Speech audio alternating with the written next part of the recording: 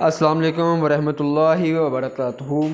बिस्मिल्लाहिर्रहमानिर्रहीम। शुरू करते हैं आज lecture series for supplementary exams preparation class 10 lesson number 2। Lesson number 2 का आज बाकायदा आगाज़ करते हैं। सबसे पहले चैप्टर नंबर 10 जहाँ से मैंने शॉर्ट क्वेश्चंस छोड़े थे उससे आगे आज कुछ शॉर्ट क्वेश्चंस आपकी खिदमत में पेश किए हैं। इसको मैं एक्सप्लेन भी करूँगा अभी आपके सामने और एक दफ़ा दोबारा ये रिवाइज़ भी करूँगा, जिस तरह मैं ऑलरेडी आप लोगों को बता चुका हूँ कि इनके जो बाकायदा आंसर्स हैं वो आपको ये हमदर्द स्कॉलर सीरीज़ से मिल जाएंगे। ये मार्केट में इजीली कहीं से भी आप ओल्ड बुक सेंटर, पुरानी किताबों वाली जो दुकानें होती हैं या नई किताबों वाली दुकान से भी परचेज़ कर सकते हैं। इसकी ज़्यादा प्राइस नहीं होती और ये आपके लिए बहुत ज़्यादा अहम है। इसको ध्यान से देख लें, हमदर्द स्कॉलर सीरीज़। इधर मैं लिख देता हूँ, ये आप जो है ना परचेज़ कर लेंगे तो आपके लिए ये बहुत ज़्यादा बेनिफिट होने वाले हैं। जैसे कि आपके एग्ज़ाम्स चंद ही दिनों के बाद हैं तो ये आपको ज़रूर परचेज़ करने चाहिए। आफ्टर डैट हम बाकायदा लेसन का आगाज़ करते हैं। सबसे पहला जो क्वेश्चन है वो है find time period and frequency of simple pendulum of 1 metre long.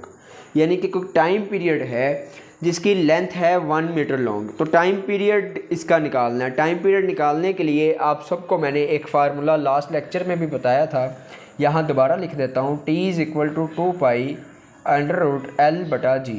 जी हमें पता है 10 है, लेंथ दे दी है 1 मीटर है। यहाँ पे लेंथ की जगह लेंथ पुट करें, पाई की जगह उसकी वैल्यू 3.14 पुट करें, लेंथ की जगह 1 पुट करें और जी की जगह 10 पुट करके इसको सॉल्व कर लें। जो जवाब आपके पास आएगा वो आपके पास टाइम पीरियड होगा और इसको सॉल्व करने के बाद आपके पास जो जवाब आने वाला है स्टूडेंट्स वो तकरीबन 1.99 सेकंड होगा। तो इससे आप अगर फ्रीक्वेंसी निकालना चाहते हैं, आपके पास टाइम पीरियड एक चीज़ आ गई है, अब आपने इसी को यूज़ करते हुए फ्रीक्वेंसी निकालनी है। ये कैसे निकालेंगे माय डियर स्टूडेंट्स? फ्रीक्वेंसी के लिए बड़ा सिंपल सा जो फार्मूला है वो होता है F = 1/T। तो यहाँ पे सिंपल T की जो अभी वैल्यू निकली है 1.99, इसको सॉल्व करें और तकरीबन 0.5 हर्ट्ज़, या आपके पास फ्रीक्वेंसी का जो यूनिट होता है ये हर्ट्ज़ होता है। आप हर्ट्ज़ में फ्रीक्वेंसी निकाल लें इसकी। 1/1.99 जब आप करेंगे तो 0.5 हर्ट्ज़ इसकी फ्रीक्वेंसी आपको मालूम हो जाएगी। तो इस तरह से टाइम पीरियड अगर आपको दिया हो तो आप उसका इन्वर्स लेके फ्रीक्वेंसी निकाल सकते हैं। तो ये हमारा फर्स्ट क्वेश्चन हो गया। सेकंड देखें, डिफाइन वेवलेंथ विद यूनिट, कि वेवलेंथ क्या होती है और उसका यूनिट क्या होता है। तो ये बड़ी सिंपल सी डेफिनेशन है, ये आपने याद करनी है। वेवलेंथ की डेफिनेशन क्या होती है कि वो फासला जो किसी भी वेव को एक कंप्लीट चक्कर लगाने के लिए तय करना पड़ता है। यानी कि जो वेव के एक कंप्रेशन या एक रेयरफेक्शन से दूसरे कंप्रेशन या रेयरफेक्शन तक का जो फासला होता है उसको वेवलेंथ कहते हैं। या अगर इसको मैं दूसरे अल्फाज में बयान करना चाहूँ तो आप इस तरह से भी कर सकते हैं और आपकी बुक में भी दो इसकी डेफिनेशंस मिलेंगी। दूसरी ये होगी कि एक क्रस्ट या थ्रफ से दूसरे क्रस्ट या थ्रफ तक का फासला। जैसे यहाँ पे अगर मैं एक ट्रांसवर्स वेव बनाऊँ तो ये इसका क्रस्ट होता है और नीचे वाला हिस्सा होता है ट्रफ। तो आपका एक क्रस्ट से दूसरे क्रस्ट तक का ये वाला जो डिस्टेंस है ये क्या है, एक वेवलेंथ है। और इस तरह अगर मैं थ्रफ से देखूं तो ये वाला जो डिस्टेंस है ये इतना फासला, ये एक वेवलेंथ है। और इस वेवलेंथ का यूनिट क्या होता है? वेवलेंथ का यूनिट स्टूडेंट्स लैम्डा होता है। वेवलेंथ का यूनिट क्या होता है? लैम्डा। लैम्डा, ये इसको आप क्या लिखेंगे? लैम्डा, ये इसका सिंबल होता है। सिंपल आपने ये डेफिनेशन और ये यूनिट लिख देना है तो आपका ये क्वेश्चन भी सॉल्व हो जाएगा। ठीक है जी। इसके बाद आगे चलते हैं। अगर आप इन आंसर्स को देखना चाहते हैं तो पॉज करके वीडियो को देख भी इसको नोट भी कर सकते हैं और अच्छे से देख भी सकते हैं। सो माय डियर स्टूडेंट्स, इसके बाद हम क्वेश्चन नंबर 3 पे आएंगे। क्वेश्चन नंबर 3 हमें क्या पूछ रहा है? क्वेश्चन नंबर 3 कह रहा है कि व्हाट इज़ डैम्प्ड ऑक्सीलेशन।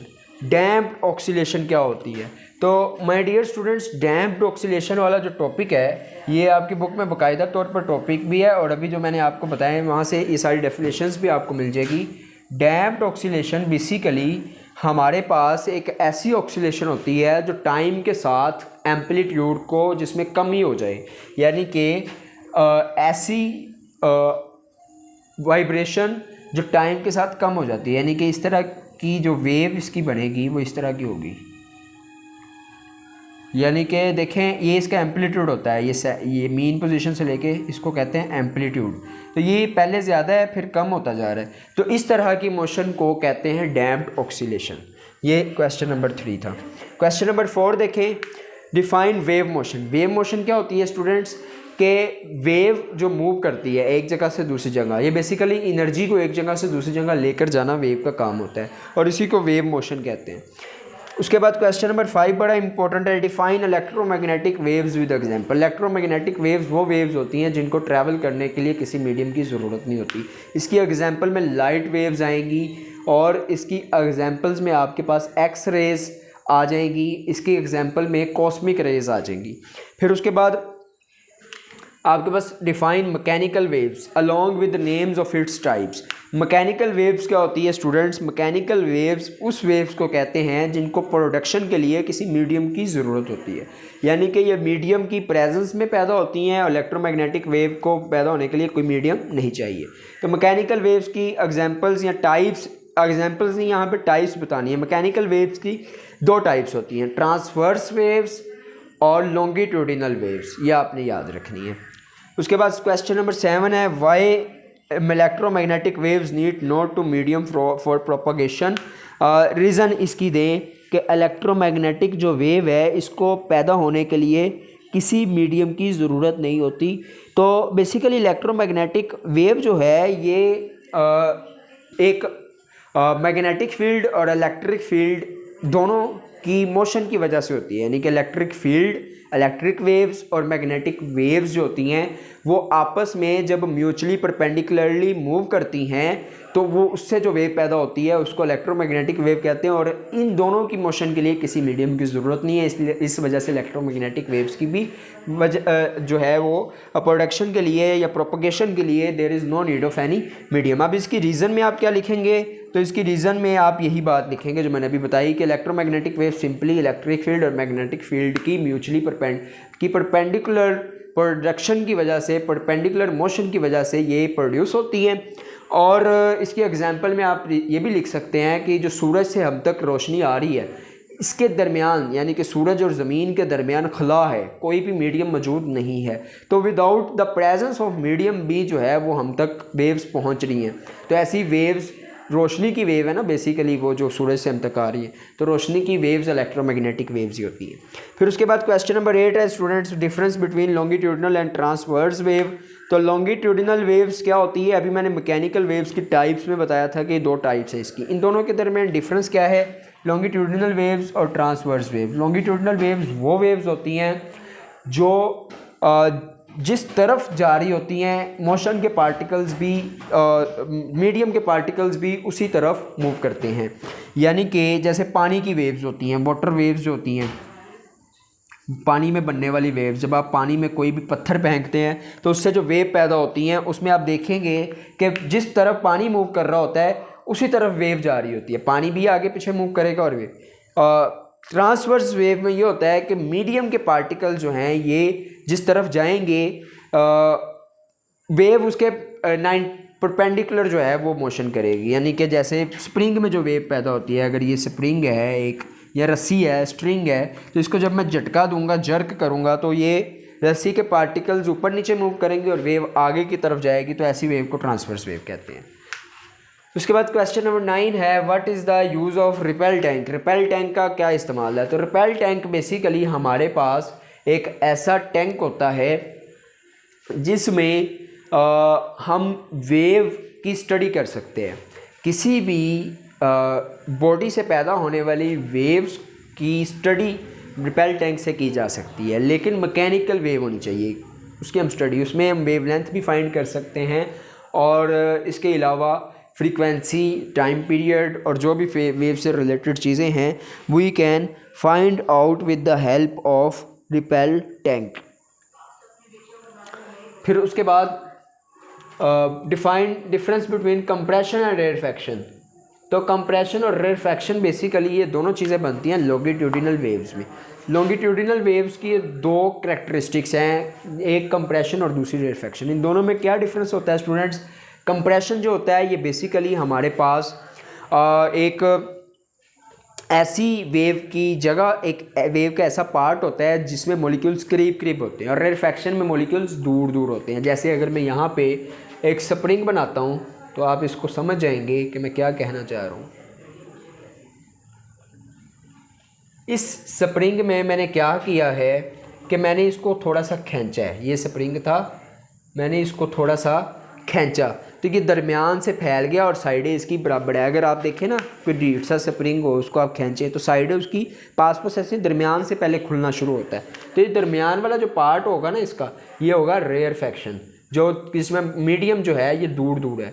और ये जो हिस्सा होगा और ये वाला जो हिस्सा होगा ये होगा कंप्रेशन, जिसमें मीडियम के ज़रात जो हैं वो करीब करीब हैं। सो ये बेसिकली कंप्रेशन और रेरफैक्शन में डिफरेंस होता है। मुझे उम्मीद है कि यहाँ तक आपको समझ आ रही होगी। लेकिन स्टूडेंट्स, अगर आपको यहाँ पे कोई भी प्रॉब्लम हो तो मैं यहाँ साथ अपना व्हाट्सएप नंबर भी दे रहा हूँ 0306094826 यहाँ पे लिखा हुआ है। आप मुझसे व्हाट्सएप पे भी कंसर्न कर सकते हैं, देयर इज़ नो प्रॉब्लम। जब भी मैं फ्री हूँगा इंशाल्लाह आपको उसका ज़रूर आंसर करूँगा। उसके बाद क्वेश्चन नंबर 11 है डिफाइन वेव। वेव के बारे में क्या है कि वेव वो चीज़ होती है जो एनर्जी को एक जगह से दूसरी जगह पहुँचाने का काम करती है। फिर ये रिज़ल्ट प्रूव करना है, ये बड़ा इंपॉर्टेंट रिज़ल्ट है, आपकी बुक में भी ये पूरे एक टॉपिक में समाया हुआ है। और इसमें क्या है बेसिकली, ये वेलोसिटी जो होती है डिस्टेंस ओवर टाइम के बराबर होती है। यहाँ पे हम डिस्टेंस की जगह जो है ये पुट कर देते हैं लैम्डा। लैम्डा का बेसिकली मतलब है वेवलेंथ कि अगर डिस्टेंस हमारे पास एक वेवलेंथ हो जाए तो टाइम जो होता है ये टाइम पीरियड के बराबर हो जाता है। तो जब इसमें वैल्यूज़ पुट करेंगे v = लैम्डा बटा टी बन जाएगा। इसमें जब ये वैल्यूज़ पुट की तो वैल्यूज़ पुट करने के बाद अब आपको पता है कि f बराबर होता है 1/t के। तो 1/t नीचे लिखा हुआ है तो इसकी जगह मैं f पुट कर दूंगा। तो लैम्डा f या f लैम्डा ये आपके पास v वेलोसिटी = f लैम्डा, ये प्रूव हो जाएगा। फिर उसके बाद क्वेश्चन नंबर 13 है। क्वेश्चन नंबर 13 के लिए wave move on slinky with frequency of 4 hertz and wavelength 0.4 metre, find its speed. तो ये बच्चों, ये जो क्वेश्चन नंबर 13 है इसमें एक स्लिंकी यानी कि स्प्रिंग को कहते हैं जिसके अंदर वेव पैदा हो रही है और उसकी फ्रीक्वेंसी ये है, फ्रीक्वेंसी है जी 4 हर्ट्ज और वेवलेंथ यानी कि लैम्डा है 0.4 मीटर। आपने एक मालूम करनी है स्पीड। सिंपल ये फार्मूला है v = f लैम्डा जो अभी प्रूव किया है ऊपर।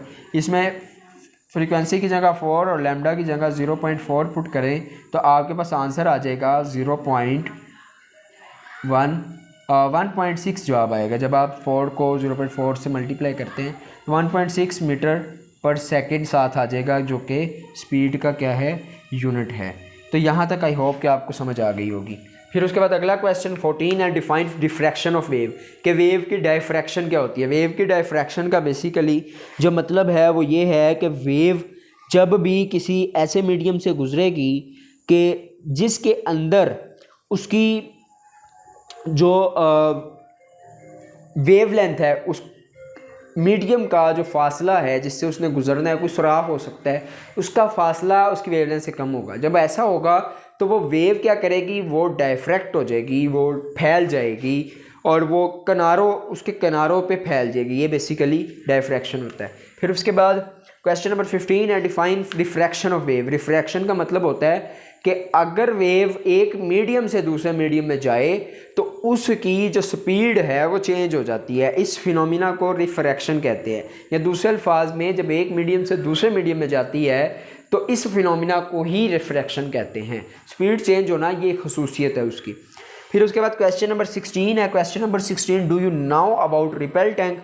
What do you now. Repel tank के बारे में आप क्या जानते हैं। तो ये अभी हम यूजेस में भी कुछ इसको डिस्कस किया था, मज़ीद आप इसको देख लीजिए। रिपेल टैंक बेसिकली हमारे पास होता है, एक टैंक होता है जिसमें एक शीशे का नीचे बेस होती है शीशे की, उसमें पानी डालते हैं और किसी भी मोटर के साथ उसको लगा देते हैं जिसकी हमने वेव्स स्टडीज़ करनी है। तो इस तरह से हम रिपेल टैंक के बारे में बताएंगे। Thank you so much students.